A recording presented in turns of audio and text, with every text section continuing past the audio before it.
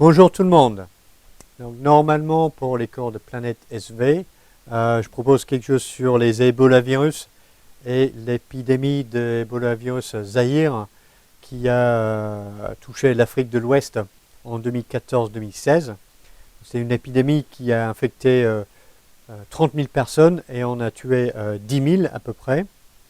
Mais cette année, compte tenu de la situation, je pense que c'est probablement une bonne idée de vous présenter quelque chose sur le Covid-19. Donc, le cours sera structuré en trois parties, vraiment. Donc, je vais démarrer par une présentation de la structure et la phylogénie des coronavirus et le cycle de réplication de ces virus. Je vais enregistrer cette partie. Ensuite, ce sera un deuxième fichier pour la partie au milieu, les pathologies au coronavirus saisonnières et les nouveaux coronavirus. Et ça va m'emmener vers les épidémies de SARS et de MERS. Et je terminerai dans un troisième fichier avec l'épidémie Covid-19 et un petit peu quelles sont les thérapies potentielles qu'on espère voir émerger dans les prochains mois. Donc, pour commencer alors avec la phylogénie des coronaviridés, donc quand on parle de viridés ou viridae en virologie, c'est une dénomination au niveau de la famille. Et des fois, on peut regrouper plusieurs familles de virus dans un ordre. Donc c'est le cas ici, car les coronaviridés, les artériviridés, mesoniviridés et roniviridés font partie de l'ordre des nidovirales. Les roniviridés infectent les crustacés, les mesoniviridés infectent des insectes, donc des arthropodes. Les artériviridés peuvent infecter des mammifères, y compris des primates, mais il n'y a aucun artérivirus connu pour infecter l'espèce humaine. Ce qui nous laisse donc que les coronaviridés, qui sont divisés en deux sous-familles, les taurovirinés et les coronavirinés. Donc, les coronaviridés, on retrouve chez les coronaviridés 4 genres de coronavirus, les alpha, bêta, gamma et delta coronavirus. Les alpha et les bêta infectent des mammifères, y compris nous, et les gamma et les delta infectent les oiseaux. Alors, puisqu'on est sur la phylogénie, donc les coronavirus humains saisonniers, on connaît 4 souches ou 4 génotypes distincts, 2 alpha coronavirus et 2 bêta coronavirus. Et pour les nouveaux coronavirus qui ont émergé depuis 20 ans, qui ne sont pas des infections que l'on connaît chez l'homme habituellement, le MERS coronavirus, le SARS coronavirus et le SARS coronavirus 2, ils sont tous les trois des bêta coronavirus. Et puisque c'est le début des cours, c'est bien de rappeler qu'est-ce que c'est le Covid, qu'est-ce que c'est le SARS-CoV-2. Le Covid-19, c'est la maladie, c'est le coronavirus disease, donc D pour disease, et SARS coronavirus 2, c'est le virus qui provoque la maladie. Les coronaviridés, c'est quoi? Ce sont des virus enveloppés, nommés à cause de leur morphologie en microscopie électronique que l'on peut voir ici. Donc on peut apercevoir une sorte de couronne de la glycoprotéine S qui est à l'extérieur de la particule virale. Et qu'est-ce qu'on trouve dans cette particule virale sphérique, virus enveloppé sphérique d'un diamètre d'à peu près 120 nanomètres. Donc ça c'est normal pour un virus, c'est pas très grand, c'est pas non plus très très petit, donc taille normale d'une particule virale. Le VIH c'est à peu près la même taille. En termes de structure, c'est assez simple. À l'intérieur, on trouve l'ARN viral associés avec la nucléoprotéine. Donc, ensemble, ça forme une nucléocapside dite de symétrie hélicoïdale. Donc, c'est une forme plutôt filamenteuse. Et les filaments de nucléocapside sont enroulés sur... le filament de nucléocapside est enroulé sur lui-même pour former une sorte de pelote d'acide nucléique et de nucléoprotéines. Et c'est cette pelote qui est une forme sphérique à l'intérieur de la particule. Qui forme une boule à l'intérieur de la particule. Ensuite, on a l'enveloppe virale qui est une bicouche lipidique et dans laquelle on retrouve les autres protéines structurales des coronavirus. À l'extérieur, la protéine S pour spicule. Dans la membrane, la protéine M et la protéine mineure de l'enveloppe E. Donc les fonctions de ces différentes protéines virales, S c'est pour la fixation du récepteur cellulaire et l'entrée du virus. Les protéines M et E sont impliquées dans le bourgeonnement et la libération des particules virales à partir de cellules infectées. Et la nucléocapside, c'est ça qui se fixe sur le génome viral en ARN. Donc, ce qui est important pour les mécanismes de prévention de l'infection, c'est le fait qu'il s'agit d'un virus enveloppé. La bicouche lipidique de l'enveloppe est très susceptible aux détergents. Donc, un lavage des mains avec du savon est suffisant pour éliminer le virus si on le fait correctement. Et pareil, un lavage des surfaces avec des détergents est suffisant pour éliminer le virus.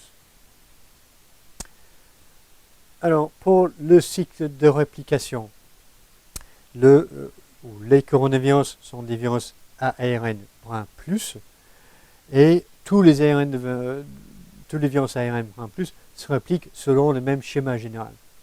Okay, donc, tout se passe dans le cytosol de la cellule infectée. Donc, ce qui doit se passer d'abord, c'est l'attachement de la particule virale à la surface de la cellule, l'entrée du virus dans la cellule, et à un moment donné, le génome viral doit quitter la particule virale. Donc, on doit avoir une libération du génome viral dans le cytosol de la cellule infectée. Donc, c'est l'étape de décapsidation qui permet cela. Ensuite, les ribosomes cellulaires vont s'attacher sur le génome viral et mener à l'expression des protéines virales. Parmi ces protéines virales, on aura un ARN polymérase dépendant de l'ARN qui va répliquer l'ARN viral d'abord en un intermédiaire en ARN brun-moins et ensuite il va reproduire plusieurs copies de l'ARN génomique du virus. Ces nouvelles copies de l'ARN génomique viral vont s'assembler avec des protéines structurales du virus pour former de nouvelles particules virales qui vont être libérées. Ça, c'est le schéma classique pour tous les virus ARN brun plus, y compris les coronavirus. Alors, on va regarder un petit peu chacune de ces étapes en un peu plus de détails. Donc, pour l'attachement et l'entrée, tout commence par la fixation de la glycoprotéine S virale sur un récepteur cellulaire. Et différentes espèces de coronavirus vont se fixer sur différents récepteurs.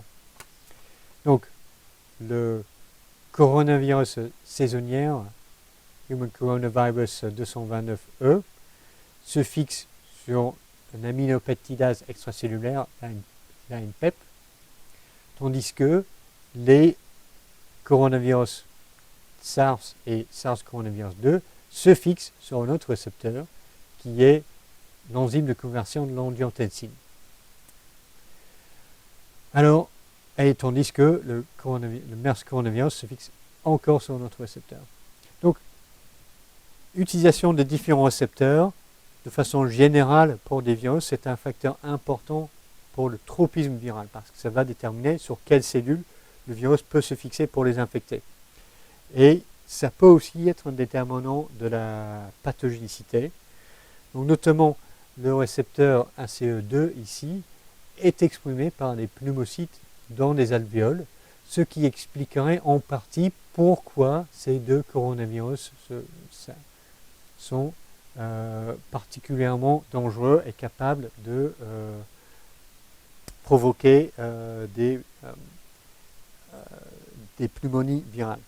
Ce n'est pas le seul facteur de virulence possédé par ces virus, car, comme on peut constater, le coronavirus saisonnier, HCOV-NL63, utilise également le récepteur ACE2, et ce n'est pas non plus un virus extrêmement pathogène pour autant. Néanmoins, c'est l'utilisation de ce récepteur qui permet au virus SARS coronavirus et SARS coronavirus 2 d'installer l'infection dans le poumon et pas rester juste cantonné aux voies respiratoires supérieures. Alors ensuite, la fixation sur la cellule, c'est une chose. Ensuite, le virus doit rentrer dans la cellule infectée et cette entrée est effectuée par l'internalisation de la particule virale par endocytose. Dans l'endolysosome, l'acidification va activer des protéases cellulaires de l'endolysosome qui vont cliver la glycoprotéine S, et ce clivage est nécessaire pour déclencher la fusion membranaire entre l'enveloppe virale et la membrane de l'endolysosome, et c'est ça qui va permettre la libération et l'entrée de la nucléocapside dans le cytoplasme. Alors comment ça marche? Bon, à quoi ça ressemble la protéine S? Donc la forme active, c'est une trimère à l'extérieur de la particule virale. Donc ici, on voit représenter la structure moléculaire d'un trimère de la glycoprotéine S. Ici, c'est la base de cette structure, l'enveloppe virale. Ici, c'est l'extérieur de la particule virale. Donc ici, on a chaque monomère en une couleur différente. Donc ça, c'est la forme active de la glycoprotéine S.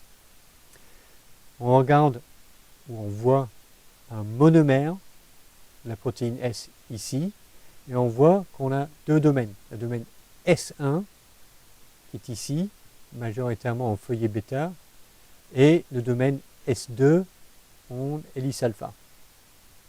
Et c'est le domaine S1 qui est responsable de la fixation sur le récepteur, et le domaine S2 qui est responsable du déclenchement de la fusion membranaire. Et en fait, ce type de structure en général, avec une trimère, avec le domaine de fusion en hélice alpha, ça c'est très typique en termes d'organisation de glycoprotéines d'attachement de fusion chez différents virus. C'est semblable chez le virus de la grippe, c'est semblable chez le VIH. Donc le schéma général est assez semblable à ce qu'on voit chez d'autres virus enveloppés. Alors, pour être actif et permettre l'entrée du virus, la glycoprotéine S doit être clivée en S1 et S2, et la protéine S2 doit lui-même être clivée ici. Donc on a deux sites de clivage qui sont nécessaires pour l'entrée du virus dans des cellules. Et ces coupures sont effectuées par des protéases cellulaires qui sont actives dans l'endolysosome. Donc deux types de protéines ont été impliquées, les catepsines B et L, et tout dernièrement, notre protéase de TMP-RSS2. Le SARS-CoV-2, coronavirus 2, est un peu particulier parce qu'il semble que le clivage ici, S1, S2, soit médié par la furine lors de la libération de la particule virale des cellules infectées. Et néanmoins, ce deuxième clivage ici est nécessaire pour l'infectivité et ça semble être effectué soit par les catepsines, soit par le TMP-RSS2. Et si ces protéases ne sont pas actives, le virus ne peut pas rentrer dans la cellule. Alors, qu'est-ce qui rentre dans la cellule? C'est pas toute la particule virale rentre dans l'endolysosome, et ensuite c'est que le génome et la nucléoprotéine qui rentrent dans le cytosol. Alors le génome est organisé comment? Donc c'est un génome en ARN brun plus. Ça veut dire que l'ARN génomique viral code directement pour une protéine. Quand on regarde bien, on a une structure de coiffe en 5' de l'ARN génomique viral et une queue en poly-A à l'extrémité 3'. Donc le génome viral, l'ARN, la molécule d'ARN génomique viral, ressemble à un ARN messager. Et donc c'est ça qui va permettre le virus de s'exprimer tout de suite, parce que les ribosomes cellulaires vont se fixer ici et ils vont commencer à produire des protéines virales. Initialement, les deux polyprotéines, PP1A et PP1AB, qui sont codées sur ces deux cadres ouverts de lecture en 5' du génome viral. Ensuite, on a différents cadres ouverts de lecture plus loin vers la partie 3' du génome qui codent pour différentes protéines structurales et non structurales. Et chacune de ces protéines, ou éventuellement deux protéines, vont être codées sur un ARN messager distinct. Alors la particularité des coronavirus, c'est d'avoir un génome en ARN qui est très long. Ça c'est assez étonnant pour un virus ARN, donc un génome de 27 à 32 kilobases de longueur. C'est assez étonnant ça, parce que les polymérases ARN sont considérés comme étant moins fidèles que les polymérases à ADN. C'est-à-dire qu'à chaque fois qu'une polymérase ARN recopie de l'ARN, elle va introduire des erreurs de temps en temps. Et ça, c'est un problème pour les virus avec un génome ARN, parce que si on introduit trop de mutations à la fois, on ne peut pas avoir un génome capable de un génome fonctionnel. Parce que la polymérase risque d'introduire trop de mutations à chaque cycle de réplication. Et ça, c'était considéré comme imposant une limite supérieure à la taille des génomes atteignables pour les virus ARN. Donc les coronavirus ont franchi cette limite, et c'est parce que la polymérase ARN virale est associée à d'autres activités qui permettent de corriger des erreurs. Donc la polymérase ARN dépendante d'ARN des coronavirus est un peu particulier, et il réplique l'ARN avec plus de fidélité et permet de supporter ou de soutenir ce grand génome. Alors, donc le génome rentre dans la cellule infectée. La première chose qui se passe, c'est que les ribosomes cellulaires vont se fixer à l'extrémité 5' et traduire les polyprotéines PP1A et PP1AB. Donc, ces polyprotéines sont clivées en protéines fonctionnelles par les protéases virales PL et 3CL pour libérer les différentes protéines fonctionnelles, dont l'ARN polymérase dépendant d'ARN. Donc l'ARN polymérase virale va synthétiser un ARN brun moins, complémentaire à l'ARN génomique, puis ensuite va synthétiser les différents ARN messagers qui vont coder pour les différentes protéines. Et l'ARN polymérase virale est une enzyme ou un complexe enzymatique avec de multiples fonctions. Elle peut également ajouter un coiffe en 5' des ARN et également ajouter une queue poly-A à l'extrémité 3' des ARN messagers viraux. Donc, le virus réplique son matériel génétique, exprime les différentes protéines virales, et ensuite, ces différentes composantes sont assemblées dans un compartiment spécifique qui est le ERGIC, dans le compartiment intermédiaire entre le Golgi et le réticulum endoplasmique. Donc on peut voir ça ici directement sur ce cliché en microscopie électronique, avec le réticulum endoplasmique ici, avec des ribosomes attachés à la membrane, le Golgi ici, et le bourgeonnement de nouvelles particules de coronavirus, vraiment dans le compartiment membranaire qui est entre les deux. Donc, les particules virales bourgeonnent ici, sont transportées dans le Golgi, et ensuite vont être sécrétées dans le milieu extracellulaire, et vont aller infecter d'autres cellules par la suite. Ok, donc ça c'est la fin de la première partie, et ensuite on va enchaîner sur les pathologies et les épidémies à SARS, au coronavirus, au SARS coronavirus et au MERS coronavirus.